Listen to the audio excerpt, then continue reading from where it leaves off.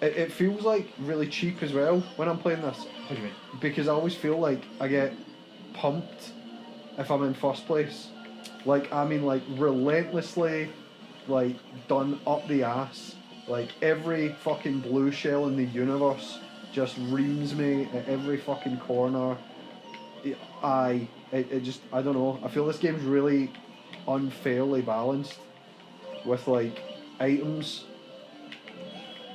And again, that'll just be me justifying my shitiness. But that's just how I feel. Timing as well. Third lap, right before you're about to finish. Yo, no. We need to watch that replay. Why? What happened? I was holding my banana behind me, Obviously and I get smoked. Obviously not. I get smoked by a green shell from behind. It's not so fun when it's happening to you, is it? Fucking Izuku Midoriya, you know what I mean? And it's like we're Chad weebs. Like, we watch anime, but we also go outside and stuff like that. We're not like the total Reddit, not Reddit. Well, yeah, Reddit, but I was Discord mod weebs. You know. I've seen outdoors. I've seen a woman's vagina. Go touch grass. Like, we have touched grass before. Yeah, exactly. Once or twice. I'm not an incel. I do MMA, so I can't be a geek.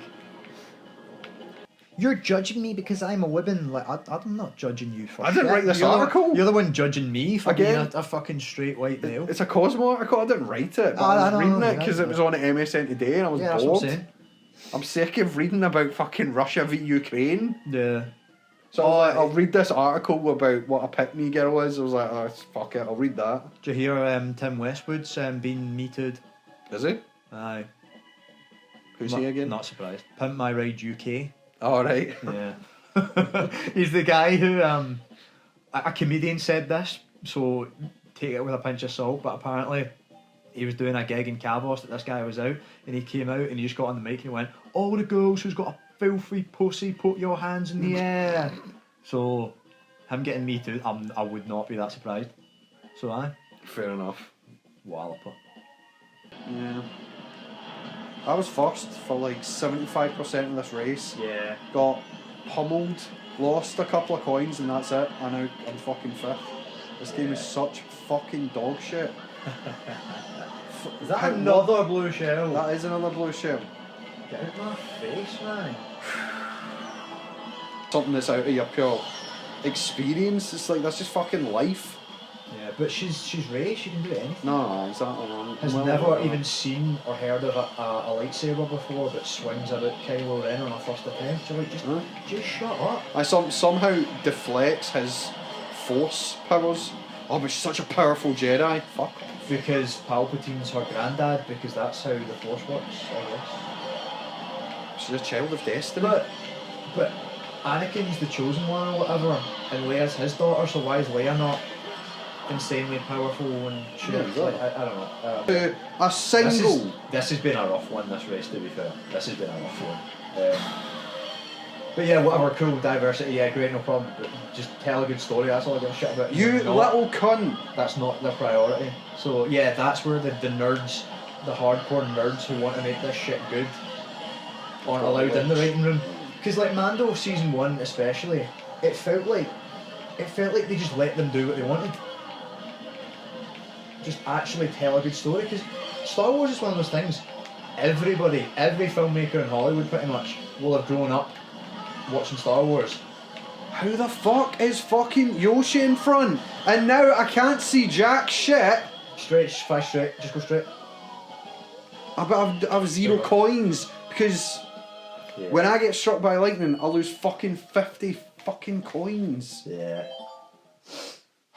It's a good system they've got. It's a fucking dog shit system. I despise the coin system. Yeah. Like the fucking I know that right does wind me up. There's a power up in Smash Brothers, you know, like Nintendogs, and it obscures the screen, and I'm like, how does that affect the computer if you're playing against the computer? Yeah, exactly. It doesn't. It's not like the computer. The computer doesn't start missing and shit. Fuck me, Nintendo. Honestly, you need to figure out how to make a fucking Mario Kart again. Oh no! Look what's happened. I'm like behind the no. How? I couldn't have done that if I tried. Fuck off. I know you need to go. I know you need to turn in this. Move! This is a garbage stage. I'm gonna have to side with you here. See? Wasn't any garbage stages in fucking Double Dash. 6 bullets is quite a cool stand name. Yeah, that's not too bad. It's like it's one of the Pale better Snake ones. actually sounds like quite cool. But it's obviously meant to be White Snake. You finished already? Jesus, wet. It's because I'm good. Yeah. Look at the mobile that I'm driving. Man, it's a piece of shit. How have you won it in that? It's got speakers and all sorts. It's a pure pimp mobile. It's awesome. Oh. People are such creeps though, because they're like, you can build shit in it. Right. And they're just like being freaks with the poor wee Koroks, you know, the poor little Kokiri people, like crucifying them and crap like that. Aww, that's mean. Just being pure freaks with them, and I'm like, why? Yeah, like, there's some quite funny videos I've seen where it's like, what's that song that's in every Vietnam movie ever? Is it Fortunate Son or something like that? Something like that. Where like I know the one you mean, yeah. You can tow stuff behind you on your horse. Okay. So they've got like a bokoblin trapped in like a cell, and they're just towing him like, and you know, like he's a prisoner and shit. Just weird stuff like that. Move it, bitch. And I didn't predict most of it.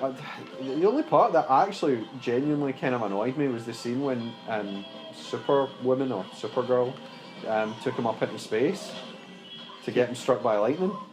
I was like, really? Yeah, because it was just like, I was dumb. I just thought it was really dumb. Like, that's not how it happened. And also, why did it work the second time? He had none of the chemicals, and you know, maybe argue he had the residue of the chemicals on him, but I was like, nah. Yeah, true, but I mean, I don't know. It was more dramatic to have it not work, I guess. But why? Why did it work the second time? It's kind of. I was sitting there going, why does her holding him now make it work? Maybe she's a conductor. Better conductor than just nothing. I don't know. I can't see. Kryptonian. I can't see. I hate that freaking item. I get hit with that item, honestly, like every fucking game. And I can't see, can't do jack shit about it. It's gay ass because like it does not affect the CPU in the slightest. It's just us. Was the second fight? Oh, and Bumblebee dies. What? Bumblebee dies, but don't worry, he's only dead for about like 20 minutes. Oh. Then he's brought back with like all spark magic. Yeah. And it's so craply written. They that was a terrible race. They literally are like that. Oh, you know what could revive him? You know they've got some Kyber crystals or whatever the fuck it is in the Transformers universe. Mm-hmm. They like lay him on a bed of that and like, oh, but it's inactive. If only it was like charged up. And then sure enough, when Unicron arrives, it just becomes charged up. So Bumblebee comes back to life. It's fucking bullshit. That I'm actually kind of in favour of, because like in Beast Wars, like the Optimus, his legs sort of turn around, and Cheetor, he kind of stands on his hind legs and shit. They try and make them sort of make sense, but Rhinox, they're just like, we've no idea. He just morphs like he's made out of like some type of liquid or something. He just goes whoop whoop whoop. And Black Arachnia, you know, the original traitor. Yeah. Like, well, in Beast Wars, it's kind of confusing because it's like they get to the pod first and activate her. So like, well, I'm probably overthinking it. But I was like, works. do they get free will or do they? No. Well, to an extent they don't. Is it whoever activates them? It's first dibs. You become a Predacon or a Maximal. That's really weird. So yeah, is she a good guy or is she a Black Arachnia? Yeah. Well, she starts as a bad guy. She starts as a Predacon, but she becomes a Maximal later. In the film, TV show. I remember that. Or she's not Black Arachnia's not in the film. Scorponok is, but he's just, again, he's not a guy. He's just a ton of scorpions that they just throw about. And the worst thing about the movie is Mirage basically gives one of the guys an Iron Man suit. Like, there's no other way to describe it. It's an Iron Man suit for all intents and purposes. He basically just destroys his body and then gives it away, and it's used by the sort of hero, I want to say, in the movie, whose name escapes me because he's so forgettable. Is it the human surrogate? Human, yes. Yeah, the Shia LaBeouf. Yeah. Oh, because it fits into this multiverse concept, and you're like, but it's not multiverse. this is the big movie's deal, is that it's Spider-Verse. This is what differentiates it from you whores. from like other movies. Is it is the Spider-Verse, and they have this thing, and it's not really spoiling anything. They have this thing called Canon events that just does my tits in. Right. You'll see all the memes cutting about, and you'll start to get the memes when you find out what a Canon event is. But I fucking hate Canon events. So it ruins the Spider-Verse concept and just shouldn't have been introduced. What does it mean? Stuff that has to happen, Right. basically. Actual stuff that is canon. Yes. But this isn't like time travel. This is universes existing at the same time. Mm-hmm. So the idea that you're breaking the timeline by people coming from a different universe on stuff needs to happen because it's a canon event. It's becoming a meme right now where people are using it to talk about like that Titanic sub. You know, like, oh, you know, anything associated with the Titanic has to, like, you know, basically sink in the ocean. And it's just cuts to like Spider-Verse going, that's a canon event. You know, like Peter Parker saves Gwen Stacy in like the original Spider-Man movie, but Miguel O'Hara comes, snaps her neck, and goes, "Nah, canon event." That's the idea the movie's kind of pushing, and the canon event. Kind of like the things that are inevitable in the Flash a lot. Yes, really. Yeah, but it's apparently it should happen to all Spider-Men, and let's say it doesn't work, and it doesn't work for a number of reasons. And it really hurts the story.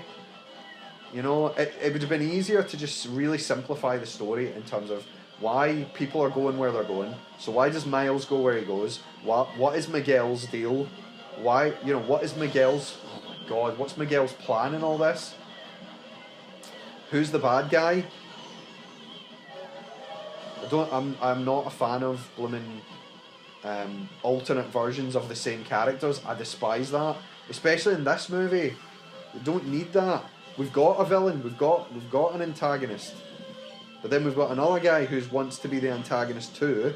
And then we've also got different universe version of the same character who's another antagonist. So that's what I'm saying, this movie's a mess. It's like it doesn't know who's doing what. And maybe it'll pull it all together in the second part, but I doubt it. Oh no, right on it. Oh, you dirty.